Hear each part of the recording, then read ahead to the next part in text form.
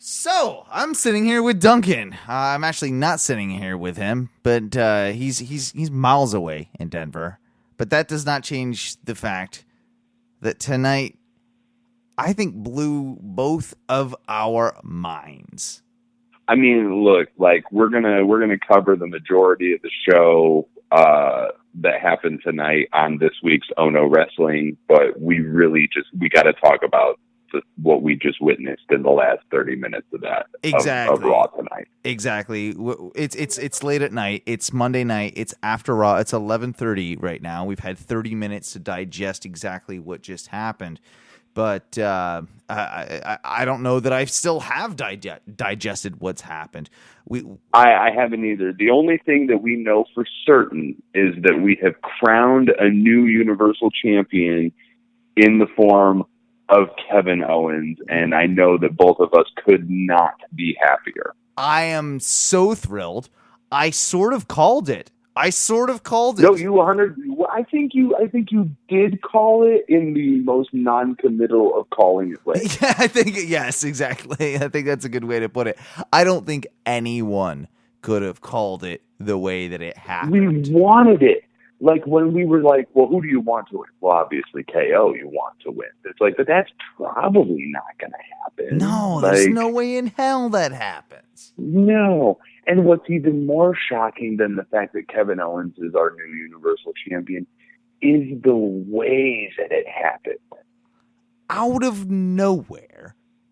Literally. H. Like out of nowhere. Trips. Mr. Purple Suit himself. Comes and it was Roman first, right? That he got? Like he attacked Roman first. He immediately went for Roman, hit him with a pedigree outside the ring, rolled him into the ring, sent Seth in on top of him. Cover 1, 2, 3. Roman is eliminated. And we're just like, whoa. And then he goes out. Well, no, at this point you're thinking, okay, Roman's Triple H is going totally old school, not old school, but he's going with the authority angle. He's going to go with his boy Seth Rollins. Well, yeah, I mean, and that was where I was going. With. That's exactly where I was going. Yeah. Was saying that he went to the outside of the ring and grabbed Kevin Owens and threw him back into the ring. You know, really thinking that it's like, oh man, he is completely going to just decimate KO, and for his boy Seth, which not what we got at all. Not what we got at all. Now we got Triple H sort of turning on Seth Rollins, putting Rollins in the pedigree, letting KO essentially looking at KO and saying, "Hey, pin this motherfucker."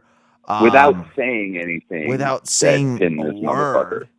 I don't know how that match isn't called a DQ. I don't know. Because there's no DQ. There's no DQ or count out in this bullshit match that they made up the rules to. Which is the biggest problem that we had with the whole event was the fact this is a great idea. This is a great match.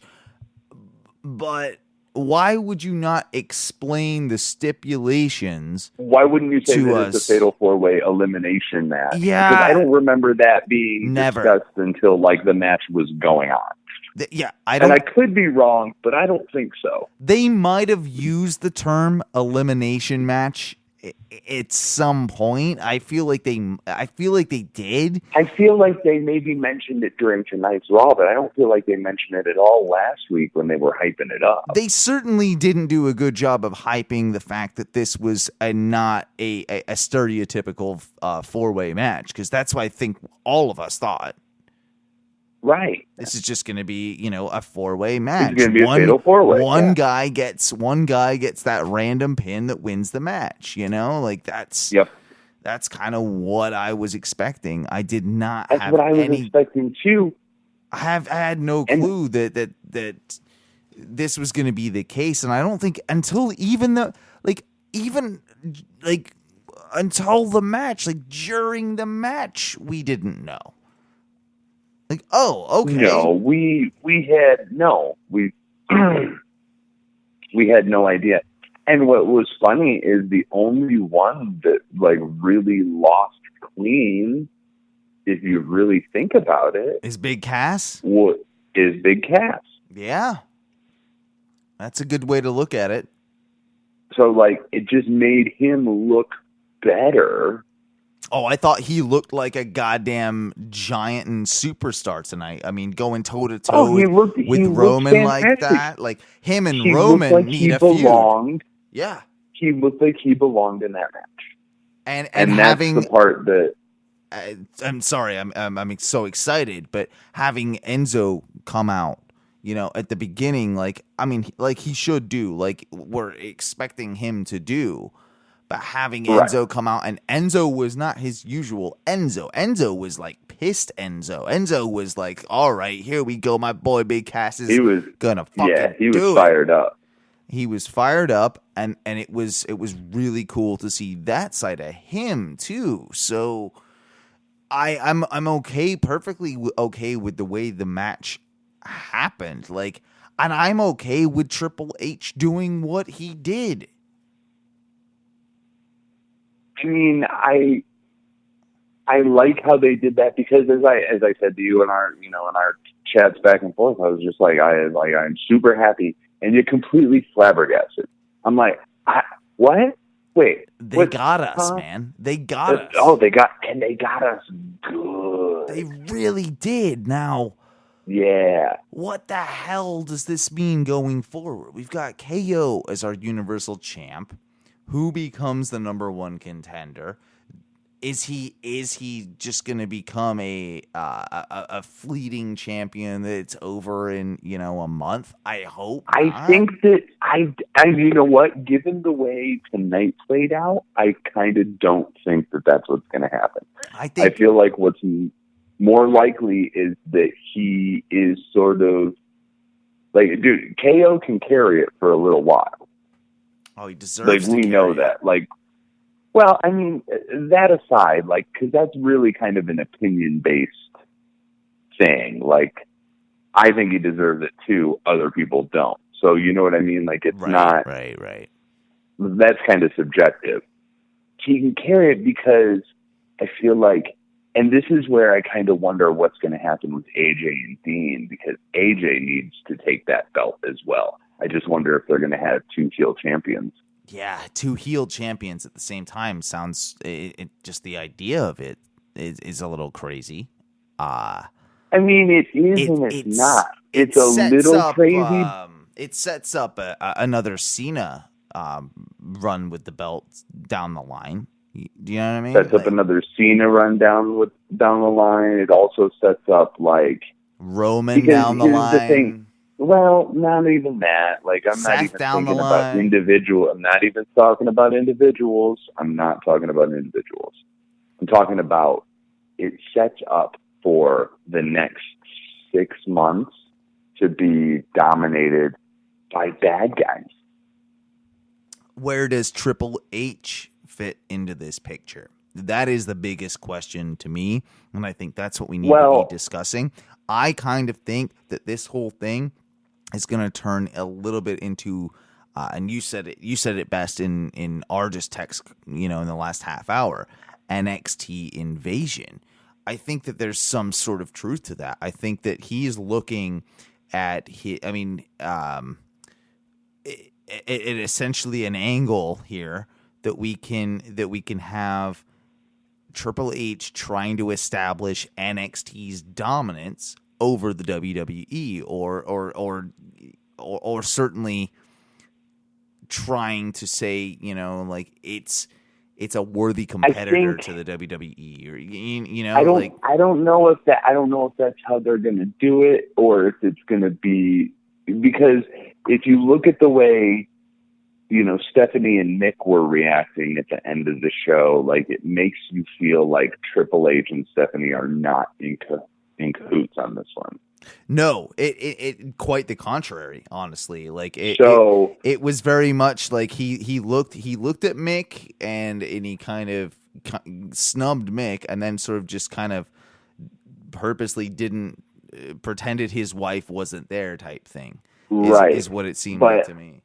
what I think is more likely is that, like, you look at all the NXT wrestlers, former NXT wrestlers who are already in the Raw roster. I mean, who we got now? Let's name them. Okay, you've got Charlotte, you've got Seth, you've got Roman, you've got, like, you really, it's Enzo the majority Cass, of the roster. New Day. Enzo Cass, KO, yeah, New Day minus Kofi. Yep. I mean, I'm sure Bailey. Yeah, now Bailey for sure. Dana Brooke. So it would be interesting to see them go with that angle. It would be very interesting. But how the hell else to see the way it goes? Yeah, but I don't know what their end game is here with having Triple H do that swerve, and especially on Seth. Like, had it been to put Seth as the champion, we'd all be like, "Oh, that all makes sense." That would make too much sense. It makes perfect sense to me. It makes perfect sense to me because they're setting up a Seth Rollins Triple H match. And I want to see that too. Like that is going to be a great match. It's going to be maybe is that the handing over of the pedigree? Is that like the passing of the torch? Do you think that's kind of I mean, that's already happened. You know what I mean? Like to a degree, of course it has. It totally already I mean, I'm pretty sure it already happened, like, storyline on TV. Right. Like, I remember there being a whole thing where Triple H is like, and you use the pedigree now. So, I mean, it's going to set that up. And I don't know, because look, in my opinion, if you do an NXT invasion, you're kind of going to kill NXT as a brand. Yeah, it's probably not the best idea to do that. I'm just saying that it just kind of, I don't know, it seems likely. There's this, I feel like there's going to be a tie-in to it, but I don't think it's going to be an invasion. I just trying to work out Triple H's, end all be all in all this. Like, why the fuck are you doing this? Well, I mean, every time we try and figure out why they're doing something, we could not be more horribly, horribly wrong. And that's what's good about the whole product. And I'll say this: I don't think it necessarily needs to be a NXT angle. I think it needs to sort of be like a Triple H versus Vince angle that leaves NXT sort of out of the equation, but we all know wink, we all know wink wink. Yeah, we all know wink wink that, like, Triple H is talking about NXT, or Triple H is, wanting that brand to succeed more than WWE, and he feels like he needs to have more of a stronghold and more of a part of the company's direction and all this stuff. Like, I would kind of like to see that. I would not. I don't want to see Triple H and his wife on TV together, even if they're on opposing for it. Like, I don't want to see that. Yeah, I mean, I get your point there, but I do see some logic in now. What do you think of maybe Kevin Owens being I hate to use the term, but authority type figure? Like, he won't be. Like, that's not his style. That in no way, you know what I mean? Like, Kevin Owens is out for Kevin Owens. Like, he's gonna kiss ass to whoever he needs to kiss ass to. But now that he's got the belt, the only thing he's gonna, you know what I mean? It'll be the exact same way that Seth was in that person doesn't really need it. Like, this would be better. Like, it's just going to be a big talk name now. Yeah, you're probably right. God, I don't know if there's anything we need to mention, but it was just such a flabbergasting swerve that we got on this week's Raw that I think we both felt we needed to just hop on and do a little bit. We needed to take a few minutes and just be like, okay, and capture it, night of, as opposed to. And I'm also, man, like, I'm really looking forward to tomorrow night's SmackDown. Like, I feel like, there could be some good stuff going on there, but wrestling got really good over the last, month. No, I mean it's really since the brand split. Like people shit on it, and it's like both shows have been phenomenal products for the last. I think they've definitely running. been challenging themselves because of the brand split. I think, kayfabe or not, I think there's definitely some truth to the fact that they're trying to both put on a better product. Both shows have a reason to compete for being a good show, and Absolutely. in turn, you're getting much higher quality wrestling product. So Absolutely. no, I think we'll sign off for now, and we'll talk again probably in a couple of days after SmackDown's done, and we'll give a full recap of all the week's events. Absolutely. Sounds like a plan to me. All right, buddy. You take it easy, okay? You take it, my man.